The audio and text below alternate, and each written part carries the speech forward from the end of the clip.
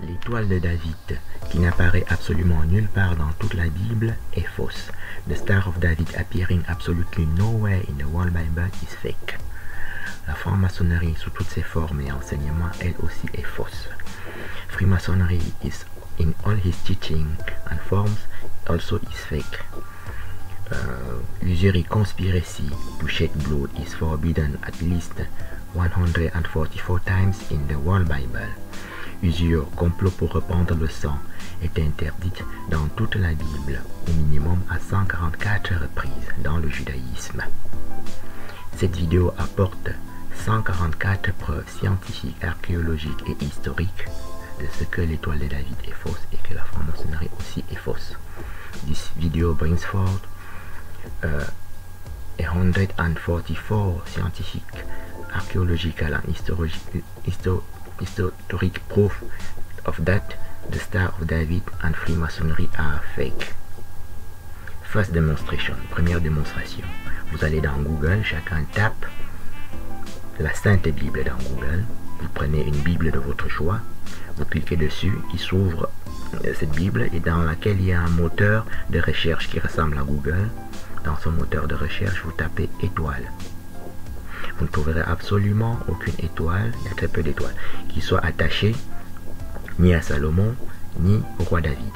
Ça prend 3 minutes et on a la preuve qu'il n'existe absolument aucune étoile ni de David ni de Salomon dans toute la Bible. When you enter in King James Version 1611 star, you will find nowhere any single star attached to David, neither a star attached to Solomon.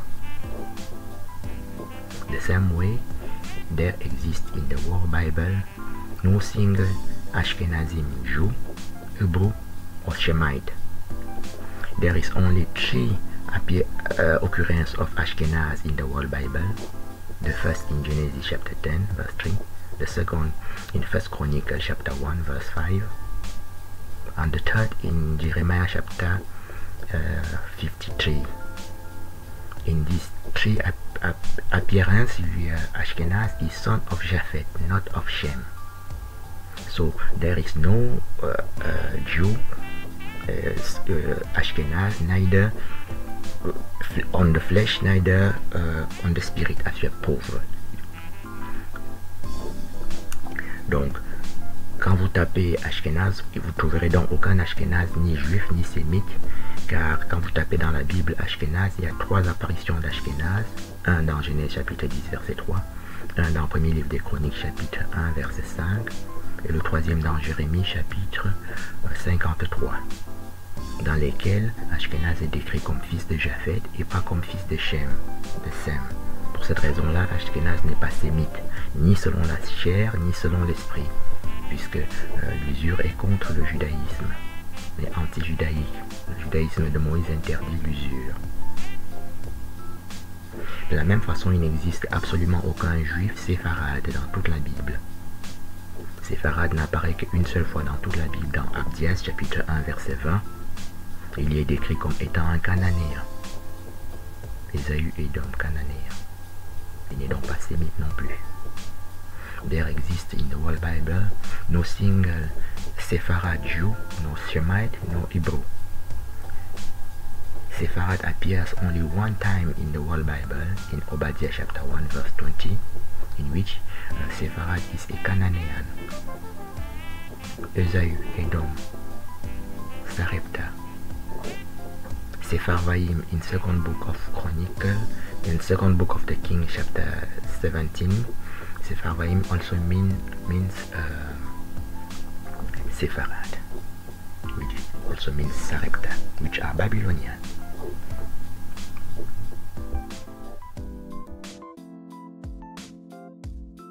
We have now 10 verses, on a donc 10 versets.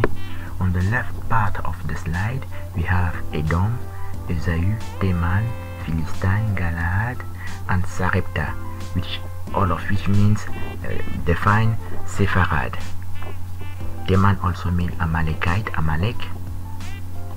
Galaad means Euphrates. Donc nous avons donc 10 versets à retenir sur les 144 versets que nous travaillons. À la gauche de la diapositive, nous avons eu donc Esaü, Edom, Teman, Philistins, Galaad et Sépharad, qui sont donc 7 mots pour définir Sépharad. À la droite de la diapositive, nous avons donc eu 3 mots pour définir 3 apparitions d'Ashkenaz dans Genèse chapitre 10, verset 3, 1 Chronique chapitre 1, verset 5 jusqu'au verset 6, et Jérémie chapitre 51, verset 27. Dans ces 10 mots, Sépharad et Ashkenaz sont des supra-babyloniens. C'est comme ça qu'ils sont présentés dans Jérémie chapitre 51. Nous allons développer un peu plus loin. Ça nous fait donc 10 versets à retenir parmi les 144 versets qui veulent dire donc que Ashkenaz n'est pas sémite, ni d'Adam, ni d'Ève.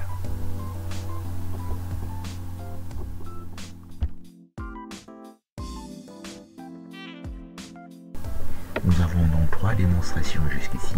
1. L'étoile de David est fausse, n'existant nulle part dans la Bible. Petit 2. Il n'existe dans la Bible ni de juifs séfarades, ni de juifs ashkénazes. Petit 3. L'usure est interdite dans toute la Bible. Then we have 3 demonstrations. First, the Star of David is fake, appearing nowhere in the whole Bible.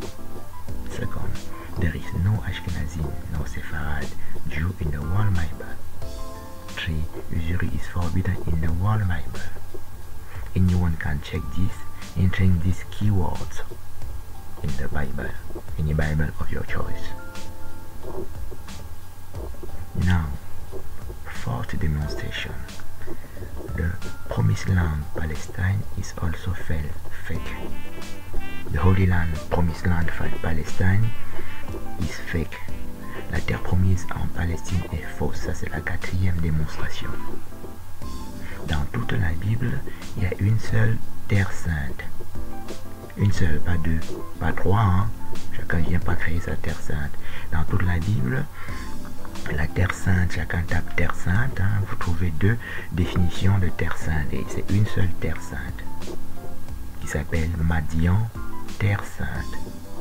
Sinaï, dans Actes des Apôtres chapitre 29, dans Actes des Apôtres chapitre 7, verset 29 jusqu'au verset 33. Et répété dans Exode chapitre 3, verset 1 jusqu'au verset 15. Madian, terre sainte, montagne de Dieu, Horeb. Horeb et Sinaï, ça veut dire la même chose pour cette raison-là. There is only one holy land, one promised land, one holy ground in the whole Bible, which is Madian, the holy ground, Mount Sinai, in Acts chapter 7, verse 29 on to 33, repeated in Exodus chapter 3, verses 1 on to verse 15. There is no more holy place anywhere in the whole Bible. And the new holy places and promised land and holy land created by the 3 antichrists are fake for that reason.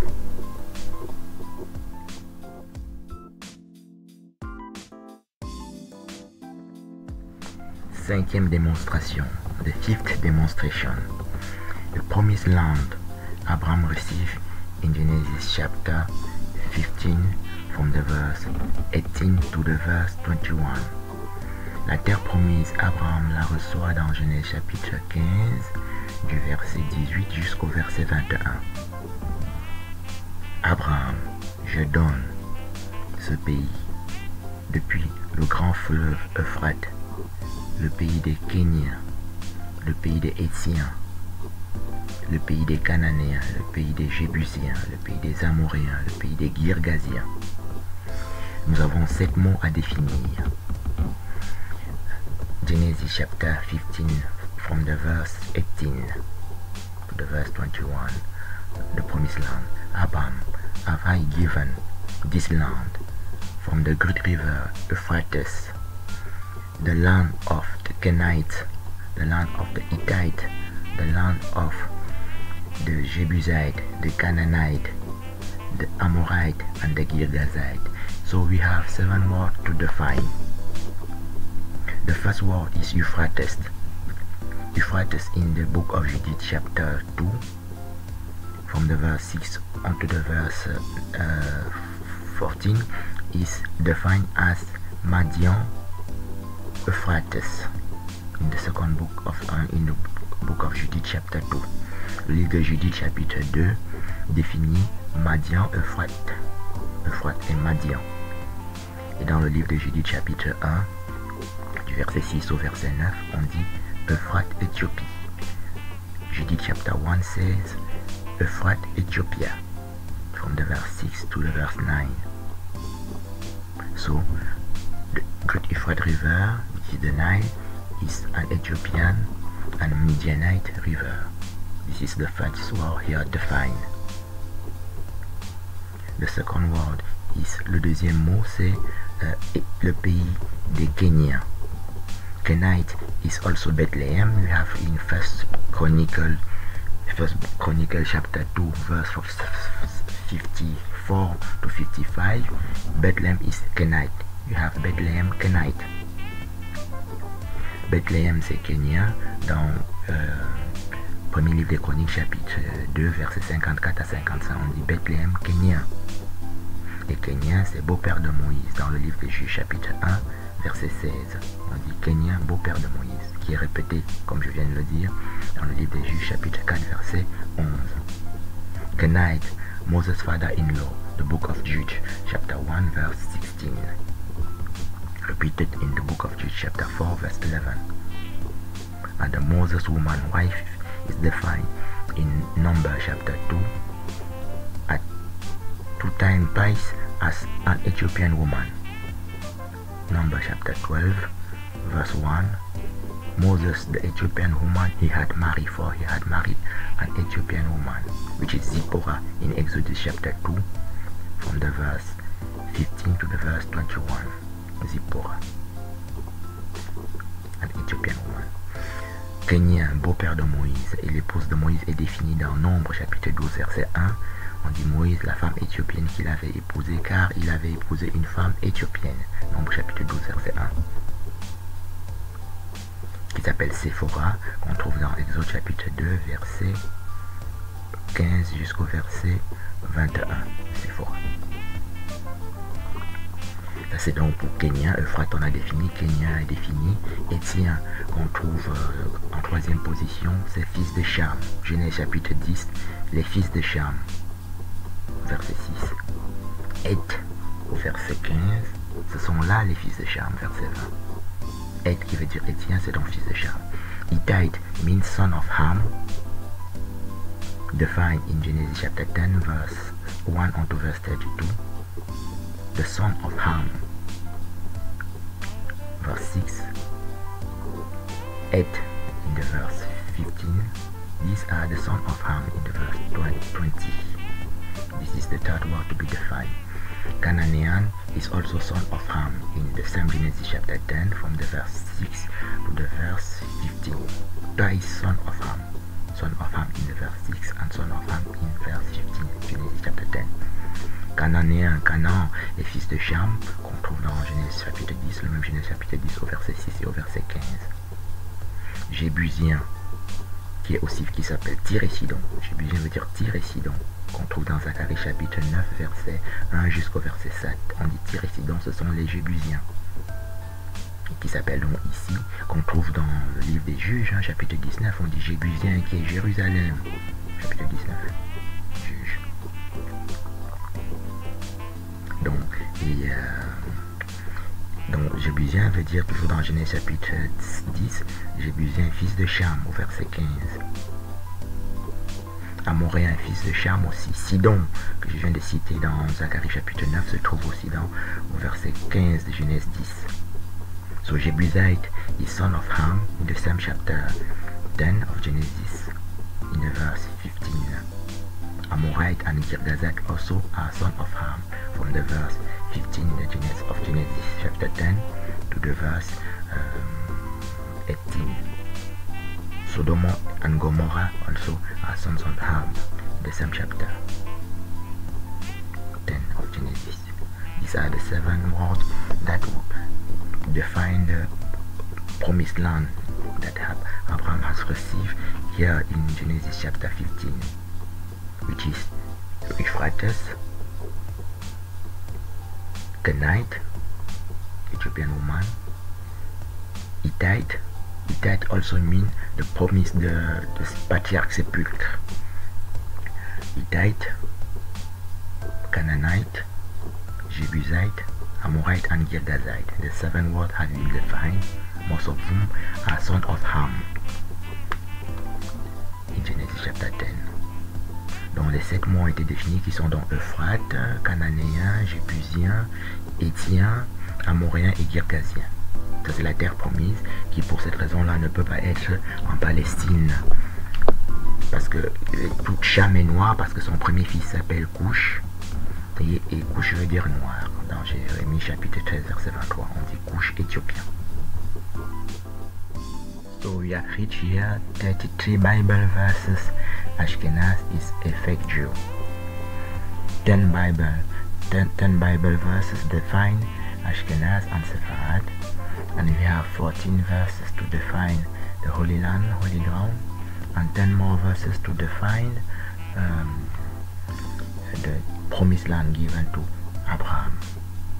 Anyone can check it by himself. I have presented it here in this slide.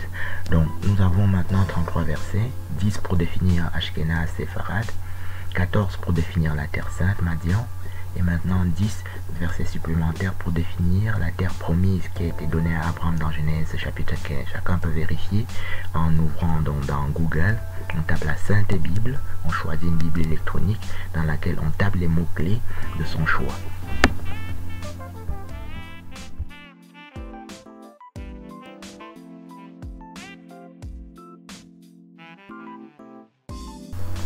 Sixth demonstration, 6e démonstration.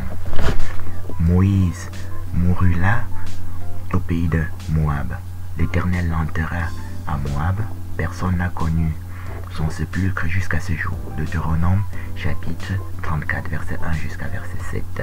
Deutéronomie chapter 34 verse 1 on to verse 7. Moses died there in Moab. The Lord buried him in Moab. No man knows of his sepulchre until today. The sepulchre of Moses in Deuteronomy chapter 34 is unknown until today. So the sepulchre of Moses in Palestine is fake. Le sépulcre de Moïse en Palestine est faux. Tous les sépulcres de tous les patriarches en Palestine, depuis Abraham jusqu'à tout le monde, est faux. Pour les quelques raisons que nous avons déjà vues et pour celles que nous allons encore développer dans cette vidéo.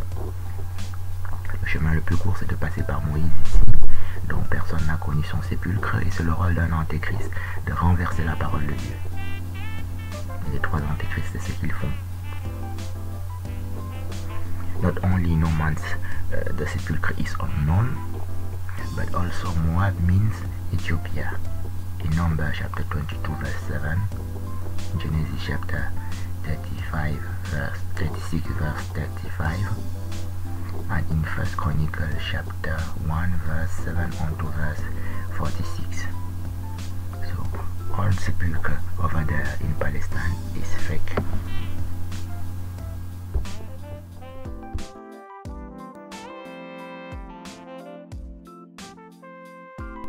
Femme, grand mystère. Femme, le plus grand de tous les mystères, respectivement Éphésiens chapitre 5 et 1 Corinthiens chapitre 13. Elle renouvelle l'univers, livre de la sagesse chapitre 7 et chapitre 8. This video also studies the 33 Bible mysteries.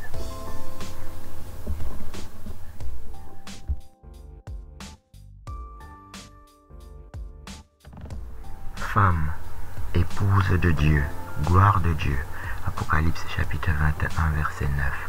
Noces de l'agneau, Apocalypse 19 verset 7 à 9. Woman, wife of God, glory of God, Revelation chapter 21 verse 9. Lamb marriage, Revelation chapter 19 verse 7 unto verse 9. Femme, la femme est une gloire, la femme, gloire de l'homme. Premier livre des Corinthiens, chapitre 11. Woman, glory of man. 1 Corinthians chapter 11. Known as Lamb wedding, Lamb marriage.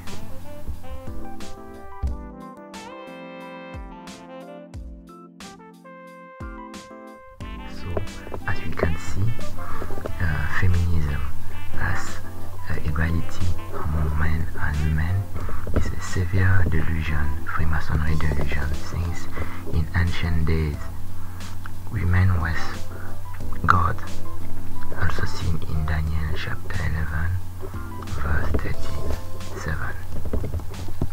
Le féminisme comme égalité entre l'homme et la femme est une terrible escroquerie de la franc-maçonnerie d'Albert Pike Ashkenaz, puisque dans les temps anciens, la femme était une divinité, et même plus qu'une divinité, puisqu'on dit gloire de Dieu, ça veut dire que c'est plus que Dieu, au-dessus de Dieu.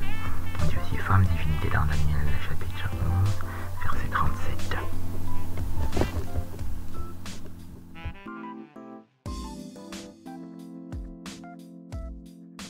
On dit enfin, ma fiancée, source d'eau vive, je bois la rosée. Cantique des Cantiques chapitre 4 et Cantique chapitre 5. Ma fiancée, je bois mon lait. Le roi Salomon boit les 3 eaux de sa compagne en permanence. Le sein de la femme produit du lait en permanence dans la Bible, pas seulement en postpartum. C'est parce que l'Antéchrist a désintéressé l'homme du sein de la femme, qui est donc vénéré comme on a pu le voir, que le sein de la femme s'est asséché. Pardon, des techniques spirituelles. Le féminisme est une approche spirituelle pour assécher l'esprit de la femme et assécher donc conséquemment les eaux. L'eau est un esprit. Donc toutes les eaux, les 3 eaux de la femme sont des esprits. Et l'esprit c'est le feu, comme on a pu le voir dans plusieurs diapositives. Et Salomon, qui est le plus grand roi de toute la Bible, dit je bois la rosée. Il dit je bois mon lait dans Cantique des Cantiques chapitre 4 et Cantique des Cantiques chapitre 5. Woman is also a god as a spring of living waters in Song of Solomon chapter 4 and Song of Solomon chapter 5. Spring, living water is the very name of God here and there in the whole Bible. And Solomon drinks the 3 waters of his bride all the time.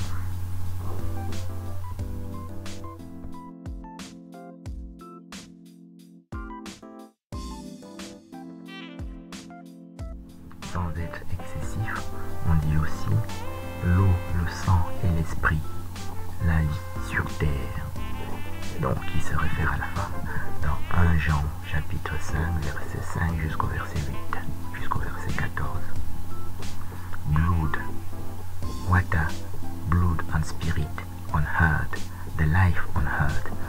1 John chapter 5, verse 6 unto verse 14, which speaks of the woman on earth, which is that God.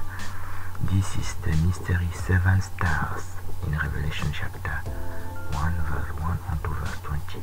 Mystery 7 stars. The 7 stars are the 7 angels, which are the 7 spirits of God. From verse 1, 7 spirits on verse 4, 7 stars on verse 20, which are the 7 angels. Angels are spirit. There is no dust of stars, as the Antichrist may teach. Donc, ça n'existe pas de poussière d'étoiles parce qu'un esprit n'a plus de poussière, a été dépoussiéré. Mais teach. Qu'on enseigne ça dans la franc-maçonnerie. Donc, ça n'existe pas de poussière d'étoiles parce qu'un esprit n'a plus de poussière, a été dépoussiéré. De conneries de ce genre. Parce qu'on enseigne ça dans la franc-maçonnerie et dans la Rose-Croix et même le martinisme dans lesquels j'étais. Comme nous le voyons, le réchauffement climatique aussi est totalement faux.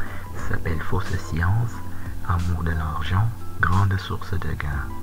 Stupide science, pour homme stupide, qu'on trouve dans 1 Timothée 3, verset 20, verset 1 jusqu'au verset 20, et dans plusieurs autres endroits dans la Bible, qui fait partie de l'usure, de l'extorsion de l'usure. Ça n'existe pas de fonte des glaciers. On peut procéder par l'absurde. Toutes les prévisions catastrophistes qui ont été faites il y a 20 ans, il y a 10 ans, ne se sont pas accomplies aujourd'hui. Les îles qui devaient être noyées, submergées, n'ont pas été noyées, pas une seule d'entre elles. Ça n'existe pas du tout de fonte des glaciers. Pour faire fondre une grosse masse de glace, il faut une très grande température que nous n'avons pas sur Terre. Si la température augmente de 1 degré, vous ne pouvez pas faire fondre un morceau de glace. Les glaciers qu'on trouve, c'est une manifestation du 7e océan. Le 7e océan, c'est l'eau qui est au-dessus du firmament, que nous avons vu sur plusieurs diapositives sous forme de sang, qui s'appelle changer les eaux en sang.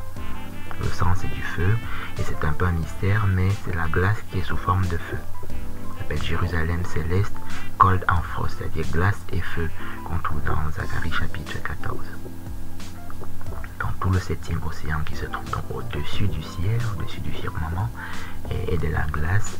Et c'est cette glace, hein, la terre est ronde, et ça descend, et nous le voyons sous forme de glace, c'est ce que nous appelons les glaciers. C'est une partie visible du 7e océan. Et la catastrophe du lac Nyos en 1986 au Cameroun, c'est ce qu'on appelle la source de l'abîme. Dans les eaux qu'on appelle les sources chaudes qu'on a vues sur plusieurs diapositives, c'est l'eau qui vient du 6e océan, qui lui est en dessous des plaques tectoniques. Les plaques tectoniques, c'est ça qui porte les océans visibles. Et en dessous de ces plaques tectoniques, il y a un autre océan. Voilà. Qui lui est une source chaude, alors que l'océan au-dessus, hein, dans Genèse chapitre 1, on dit les eaux au-dessus. Voilà. Et donc, quand un gros morceau de glace casse, c'est pour des raisons mécaniques, des raisons dynamiques, biomécaniques, biodynamiques, tectoniques. Ce n'est jamais pour des raisons de chaleur. Si vous prenez un morceau de glace dans le congélateur, vous passez, le posez sur la cuisinière, ça fond. Mais c'est parce qu'il y a une grosse température et ça ne casse pas. Quand ça casse, c'est pour des raisons dynamiques, c'est pas du tout pour des raisons climatiques. Donc, répétons-le, aucune des prévisions, pas une seule, ne s'est accomplie. Ça n'existe pas de réchauffement climatique et tout ça. Un océan, c'est extrêmement profond. Si vous noyez toute l'humanité dans l'océan, l'océan ne se comble pas. Parce que ça fait 10 km de profondeur au minimum. Et ça fait 7 km. Hein. Quand vous allez de Paris jusqu'à Martinique, vous en avez pour 6 heures à 7 heures d'avion. Et ça, c'est l'océan. Quand vous allez en Corse, vous avez 2 heures d'avion. Hein. De Marseille à en Corse, ça fait 2 heures de vol. Voilà. C'est ça l'océan.